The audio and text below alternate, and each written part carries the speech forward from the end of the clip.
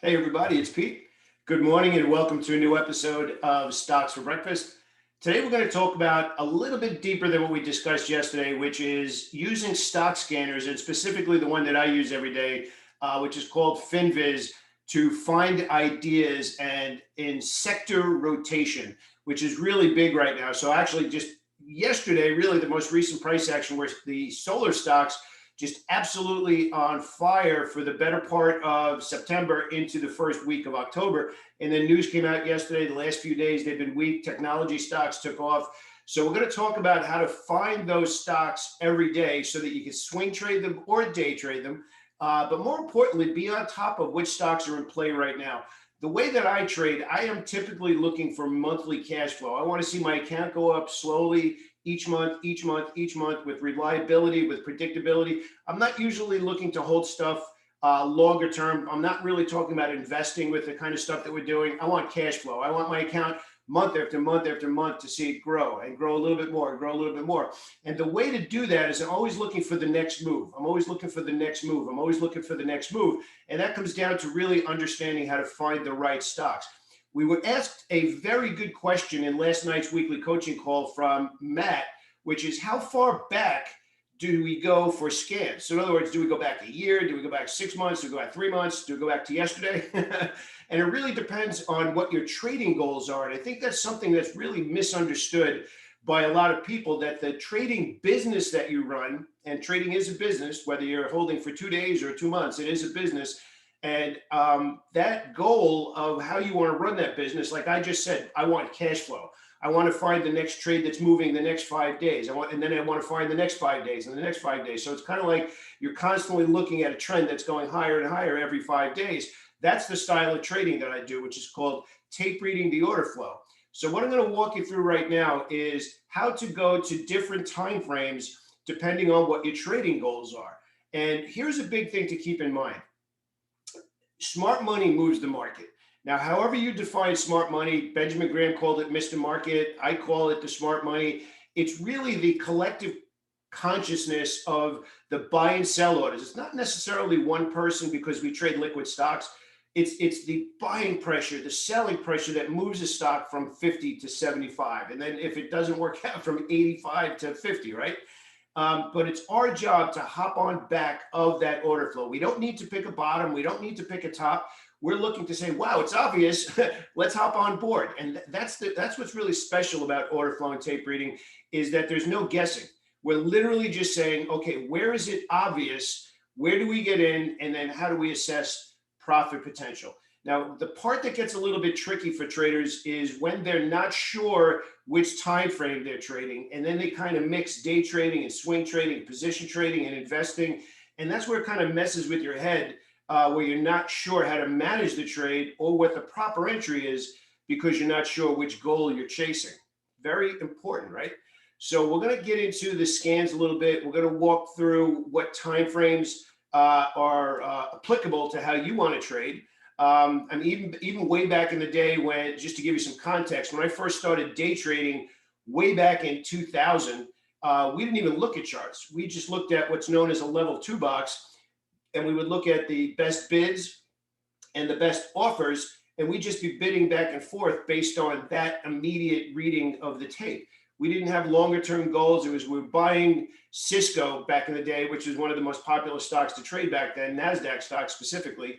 We buy Cisco at $60 and we sell it at $60 and 1/16. Then it would go a little bit higher. We'd buy it at 60 and 1/16 and sell it at 3/8, or whatever it happened to be.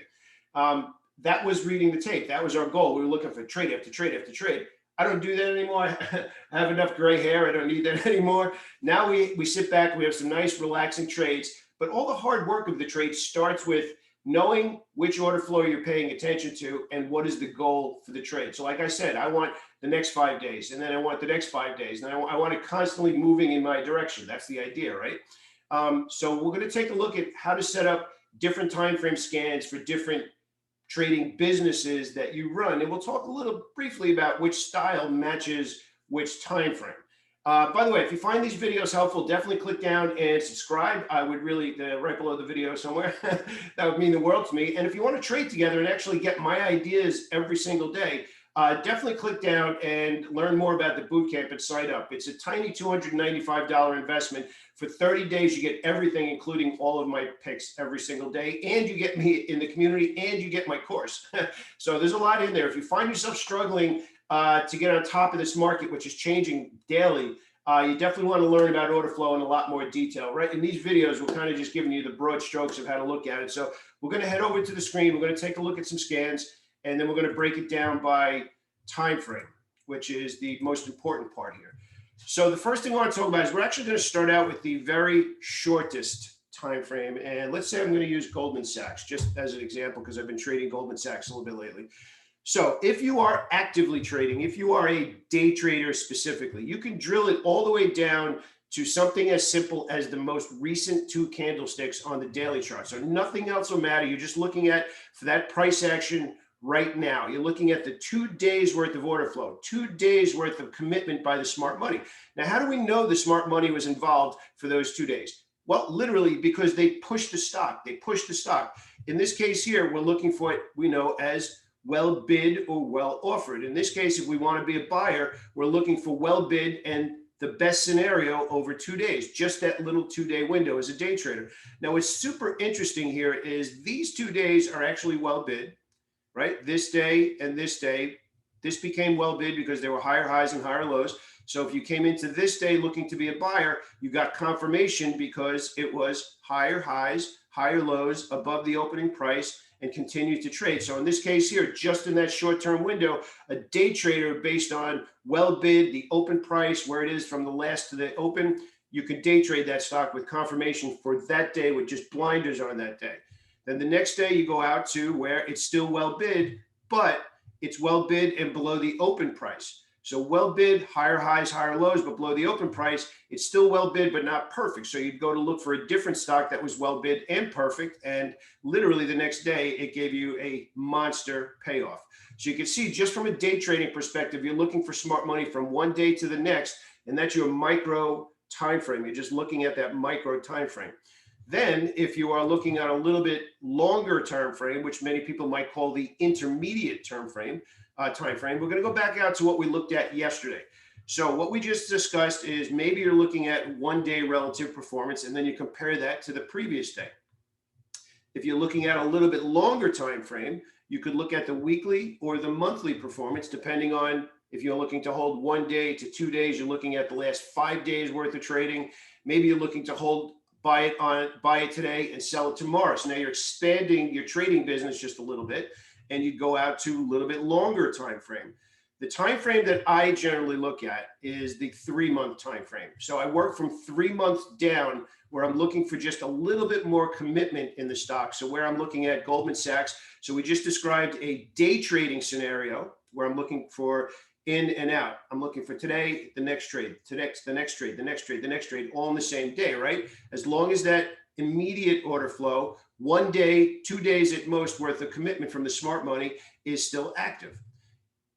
If I'm looking to hold trades a little bit longer, then I would go to the weekly chart and do the same thing. So as long as the weekly chart is still looking well bid, then I could get into those stocks and stay there, maybe hold it for 2 days instead of looking to just day trade the stock. But if I am really looking for stocks that I could lean into and feel confident, I then start to look at stocks that I can hold for 5 days, 10 days, or until I see that they're petering out, no joke intended, where they're slowing down, and I'm looking to book those profits. Now, what's interesting here is you saw that Goldman Sachs on the daily was well bid. Goldman Sachs on the weekly was well bid. But now you can see the monthly chart is what I might call a mess. It's a hot mess where you see a lot of what we call melted candlesticks. It's not obvious. It's not well bid like it was here, like it was here. So immediately you could say Goldman Sachs only has smart money buying the last 4 weeks. So they have minimal commitment to that stock. There's no longer term bullish order flow. If we go to a stock like DocuSign over a longer period of time, not the last 3 months, but this is a good example as well, where on the monthly chart, so over this month from September to October to November and taking it right into this year, there was a lot of buying, a lot of smart money capital committed. So you start to work your way out. The longer the commitment from the smart money, the more conviction that you can have in your ideas to hold them a little bit longer until you see the tape change, which ironically, this is a great example here in DocuSign where the monthly chart transferred into a weaker, obvious tape. So you can see this is obvious, this is obvious, this is obvious. Oh, not obvious anymore, not obvious anymore. And now we have the ultimate picture of not obvious, which is what we call a melted candle. So, excuse me, an inside candle. So as you start to work your way out, the biggest thing to get across here is really simple. And I can't stress this enough. This is where trading becomes easy. This is where trading becomes fun, because if you think about it, you understand what kind of business you're running long before you place a trade. And I know a lot of members who are new to the boot camp, they kind of mixed when they come into the boot camp, like, I'm not sure what I'm watching. I'm not sure which business I don't want to run. And they don't really word it as a business, but I'm telling them it is a business. So you have to decide, are you a day trader? Are you holding today and getting out tomorrow? Are you looking to buy on Monday and get out Friday? That's really going to determine how you identify the order flow for the business that you want to run. So that's kind of fun, because now when the market opens, whether it's for Monday for the week or 9:30 in the morning for the day, you're really just kind of sitting back and saying, I know exactly what I'm looking at. It's just a question of whether it unfolds or not. And that's where trading becomes stress-free, quite honestly. Now, I don't want to downplay the aspect of money. There's always going to be trades that don't work out and that kind of stuff. But trading is easier, infinitely easier, and a lot less stressful when you know exactly what you're looking for and when you know exactly how to allocate money to those ideas. And just as important, when you're booking profits. If you're a day trader, you don't care what's going to happen next week. You care what happens between 9:30 and 4 o'clock, and looking at that picture with the blinders of exactly what should happen for you to feel confident. So we gave two examples there in Goldman Sachs. One day was perfect, the next day it wasn't. And then the third day actually was a big payoff. So within 3 days of trading Goldman Sachs, 2 days were good to be buying. The third day was awesome. The second day was nothing. So you would have looked for a different stock that had order flow in that period.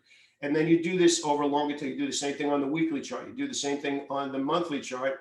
And then that's where trading just becomes, I know how to run my business. I know what I'm doing. It's just a question of making money. So I hope this gives you a little bit better perspective of the hardest part of trading is really deciding what kind of trading business you want to run within the context of order flow. Order flow doesn't change. It's how long you want to be in the trade. And not everybody wants to take that overnight risk. There's nothing wrong with that. Sometimes it's super obvious, like we had for the last few weeks in the solar stocks. Now they're selling off a bit, but that's decided before you place a trade, which is what makes trading fun, because now you're like, I know what I'm doing. Turn the key, open the door, and see how it unfolds. Some days are expenses and some days are revenue, but that's real world trading. So if you have questions about this, definitely leave a comment below. And I hope to see you in the boot camp, because we have a lot of fun in there. We have a really great community. If you're ready to invest in yourself, click down. You'll see the link right below this video. Have a great day, everybody.